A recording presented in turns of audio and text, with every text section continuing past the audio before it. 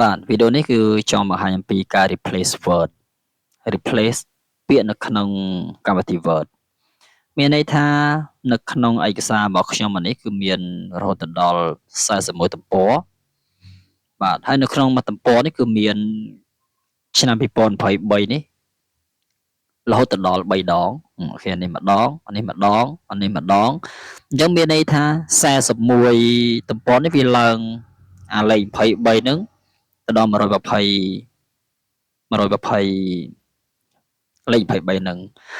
ហើយខ្ញុំនឹងកែតែម្ដងឲ្យវា23ហ្នឹងវាកែទៅអ្វីដែលយើងចង់បានឥឡូវដូចឆ្នាំ2026យើងកែតែកន្លែងនេះមួយហើយទាំង120លេខ23ហ្នឹងវាកែទៅមក26ទាំងអស់អញ្ចឹងវាធ្វើឲ្យយើងលឿនយើងអាចកែម្ដងមួយក៏បានដែរបាទប៉ុន្តែវាយើងចំណាយពេលយូរគេកែតែម្ដងបានទាំងអស់យើងកែម្ដងមួយវាអត់ទាន់បាទវាអត់ទាន់វាយឺតជាងគេបាទអញ្ចឹង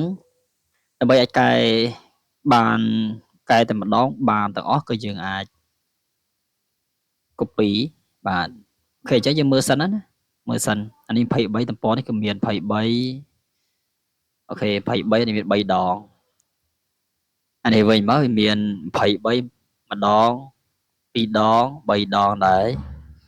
អូខេអញ្ចឹងមួយទំព័រគឺមាន23 3ដង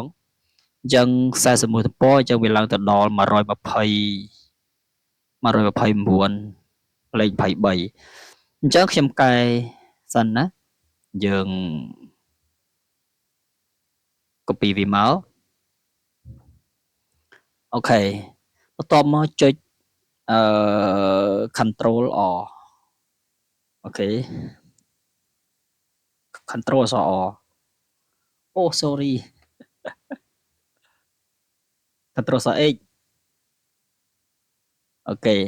control X ណា control មានពាក្យ CTRL ហ្នឹងអូខេចុចវាជាប់ហើយចុចអក្សរ X មកវាមានលូតផ្ទាំងបែបហ្នឹងហើយនិយាយយើងផាសទៅលើអ្វីដែលយើងចង់បដូរអូខេខ្ញុំមាន copy អូខេយើងផាសនឹងមក23ណាយើងចង់កែដាក់ស្អីគេវិញឥឡូវកែដាក់ឆ្នាំ2000ដាក់26វិញអូខេដាក់លេខខ្មែរ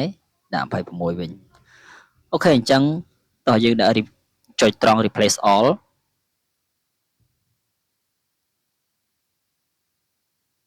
ដល់ទៀត replace all អូខេឃើញអត់នេះ all done we made 122 replacement អូខេយើងចុច close មកគេឃើញអត់សិតមកដល់26ទាំងអស់ឃើញអត់ឆ្នាំ2026 26